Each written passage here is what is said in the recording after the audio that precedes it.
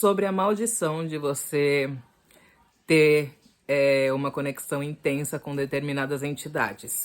Vamos falar uma extensão do vídeo que eu trouxe essa semana e me deram a sugestão nos comentários falando que eu deveria trazer também o lado positivo de tudo isso. E eu achei legal, então estamos aqui com essa continuação desse conteúdo.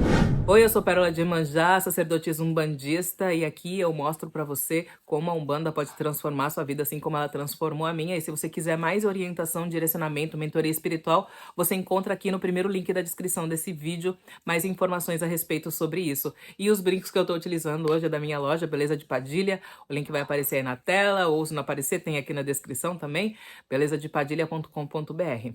E quando a gente fala a respeito, né? Se você assistiu, você tem que assistir o vídeo completo para você ver tudo que eu tô trazendo, né, no conteúdo, para não perder nenhum fio aí da meada de qualquer uma das informações que possa ser importante para tudo isso. E existe sim essa questão, né, de que pode ser sim algo também positivo acontecer na vida das pessoas, né, quando elas têm essa sincronia energética, essa conexão energética com o seu guia, com a sua entidade.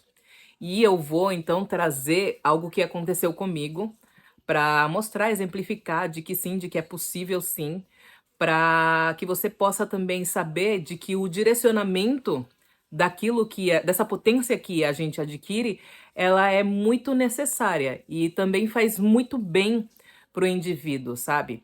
E quando a gente faz isso é muito gratificante também, é algo que a gente se sente bem, de fato, por conta de tudo isso, sabe, ter acontecido. E para isso eu vou trazer algo que foi muito delicado na minha vida, algo bem doloroso e, e que é um pouco complicado, assim, para mim de compartilhar. Eu tô com um pouco de falta de voz, não é que eu me embarguei, não. É porque a minha garganta tá ficando rouca mesmo. Então, teve, não sei se vocês me acompanham desde sempre, né? Tem algumas pessoas que me acompanham já há bastante tempo, outras nem tanto, mas há mais ou menos 2 anos atrás, o meu filho, que é especial, ele teve uma fratura no fêmur, na cabeça do fêmur, e por conta disso ele teve várias complicações, teve que fazer várias cirurgias, né? E desde então ele tá numa cadeira de rodas até os dias de hoje, né? Já faz mais de 2 anos. E quando ele teve essa complicação, a gente foi para o hospital público, o SUS, que é o que a gente tem recursos, né, para fazer esse acompanhamento. E ele estava lá há 7 dias internado no hospital, e os médicos falavam que era grave, né, que poderia ter uma complicação grave se não fosse operado às pressas. E a gente falou assim, ué, se pode ter uma complicação, por que que ele está 7 dias aqui, né? A gente começou a conversar com outros pacientes que estavam lá também, fraturados no setor, e a gente viu que tinham pessoas que estavam há 2 meses, pessoas que estavam há um mês aguardando cirurgia e ainda não tinham sido operadas. As pessoas estavam literalmente com o osso fraturado há 2 meses aguardando. E a gente começou a ver, mas tá, quando que vai ser operado? Daí falaram que tinha fila. Eu não me lembro se o nome era CRAS, eu não me lembro exatamente o nome da fila que existia em São Paulo para você poder ser atendido, né, em algumas determinadas situações. E aí, então, a gente não concordou, então a gente assinou um termo de responsabilidade e se evadiu do hospital. Eles tentaram colocar medo na gente, né? Disseram que se a gente chegasse em outro hospital e eles vissem que a gente tinha sido internado lá, eles iam colocar a gente de volta no hospital, nesse hospital, né, que a gente tinha saído, e que iam colocar ele no final da fila e que ia atrasar ainda mais, e que se houvesse complicação a gente ia ser responsabilizado, a gente iria ser processado, enfim, não sei por que fazer esse terror se aquela pessoa já tá passando por um momento difícil, né, na vida dela. E aí, então, a gente evadiu, né, com o nosso filho lá do hospital, e no dia seguinte a gente foi para o Hospital Referência de São Paulo, que também é público, de fraturados. E a gente chegou nesse hospital, né, e eles deram entrada no primeiro atendimento, já viram que ele estava com a fratura, então já agendaram a cirurgia dele para o dia seguinte. No dia seguinte ele se operou e, e começou, né, o processo de recuperação, e enfim. E aí, a gente, quando foi, recebeu alta e foi pra casa, assim, 2 dias depois, né, da cirurgia, um dia, não me engano, enfim, não me lembro muito bem. A gente foi pra casa e a gente começou a falar assim, poxa, a gente não pode deixar aqueles pacientes lá no hospital esperando, eles estão há 2 meses esperando a cirurgia, que a gente conseguiu em 24 horas, só mudando de hospital. E a gente começou a martelar muito isso, né, mas meu filho tava acamado, ele precisava do apoio de pai e mãe, Mas aí meu esposo falou assim: olha, se você der conta aí de olhar o Dudu enquanto eu vou lá pra tentar desenrolar isso, né? Aí eu falei assim: não, fechou. Vai lá, tenta ajudar eles e eu fico aqui tomando conta do Eduardo. E foi isso que a gente fez. Aí meu esposo foi lá no hospital.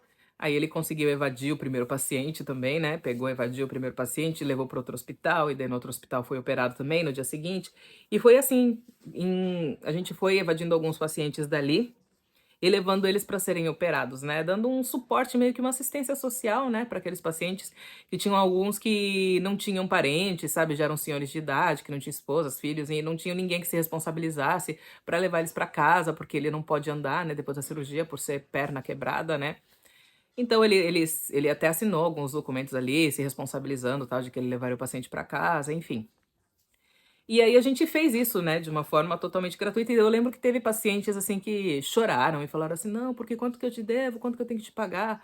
Porque não existe isso, ninguém faz isso se não tiver interesse por trás de alguém". Daí o cara chorava, sabe? Chorava muito gratuitamente. E ele de fato se comoveu, sabe, por a gente ter simplesmente ajudado, porque a gente simplesmente ajudou e isso pra gente era normal, sabe? É algo que a gente já faz toda semana dentro do terreiro. A gente simplesmente ajuda as pessoas e não pede nada em troca. A gente tá acostumado com isso. A gente tá acostumado a simplesmente ajudar. Só ajuda por ajudar, sabe? Sem querer nada, sem nenhuma intenção, sem nem... enfim. E aí teve muitos pacientes que choraram muito e tal, e a gente meio que ficava assim, não compreendendo, sabe? Assim, entre aspas, uma devoção, né? Assim, nossa, porque você me ajudou de graça, eu não tenho nada a te oferecer, e mesmo assim você me ajudou, eu sou um pé rapado, não tenho ninguém, não tenho nada nessa vida, e mesmo assim você me ajudou. E tudo bem. Pra gente é algo normal, faz parte, coisas da vida. O que que aconteceu logo em seguida, né? Na semana seguinte, o Eduardo ele teve uma complicação. E nessa complicação envolveu ter risco de vida, né, na questão dele. E por conta, né, da precariedade do sistema de atendimento público, né, de hospital, a gente ia para o hospital, daí no hospital eles faziam um alívio para a situação dele, mandavam a gente pra casa, mas quando a gente chegava em casa, a gente já teria que voltar pro hospital pra dar esse alívio novamente, sabe? E eles não internavam ele, mas também não faziam uma solução permanente para que ele pudesse suportar esse período sem correr um risco grave de vida. E aí a gente começou a ficar nesse foco, o dinheiro acabando, né? E essa questão de ficar indo e voltando no hospital no meio da pandemia, e tudo isso acontecendo, e começou essa pressão psicológica. Eu comecei a procurar enfermeiras que pudessem fazer o procedimento nele em casa, e eu não encontrava nenhuma enfermeira. Não encontrei a enfermeira e eu já tava pensando, o meu pior vai acontecer, né? O pior vai acontecer, enfim. Quando foi aparecer uma enfermeira e ela não estava em São Paulo, e ela falou assim: olha, Carola, eu não vou conseguir fazer o procedimento, mas quando eu passei numa situação difícil, né? Ela me disse que ela fez na própria filha dela, e foi o procedimento que ela fez na filha dela que salvou a vida da filha dela, e que eu, como mãe, eu era capacitada por Deus, então eu também iria salvar a vida do meu filho. E eu dei as mãos pra ela e eu falo que ela é a Mulher Maravilha, né? Eu falei assim, eu dei as mãos pra ela e ela me ajudou através de uma chamada no celular, através do WhatsApp, uma chamada de vídeo, onde ela foi falando assim, por aí, isso, assim, assim, e ela foi me orientando, me orientou a esterilização, orientou tudo para que eu fizesse o procedimento, e eu fiz o procedimento no meu filho. Achei que estava matando ele, achei que estava matando ele, porque ele gritava tanto, né? E nisso que eu fiz o procedimento, salvei a vida dele. E nesse momento ela cobraria, né, pra ir na minha casa fazer o procedimento no meu filho. E como ela tinha me atendido pelo celular, numa chamada, eu falei pra ela, quanto que eu tenho que te pagar, porque por mais que você não tenha vindo aqui, se não fosse você, não teria conseguido. Então ela falou, não, Pérola, você não precisa me pagar nada, porque o meu pagamento é ver o Dudu bem. E eu falei, não, eu tenho que te pagar pelo seu serviço e tal. Ela falou assim, não, Pérola, você não precisa me pagar, tudo tá bem, é esse meu pagamento. E eu, nessa hora, eu desabei. Eu desabei, toda aquela barra que eu tava segurando, aguentando firme, assim, sabe? Feito, né, um gladiador, né, aguentando aquele peso, aquela barra. Eu desabei. Nessa hora eu desabei, e eu chorava, eu chorava, eu chorava. E eu não conseguia mensurar a gratidão que eu tava sentindo, assim, dentro de mim. Eu não conseguia pôr pra fora, assim, eu só chorava. Literalmente eu só chorava, só chorava.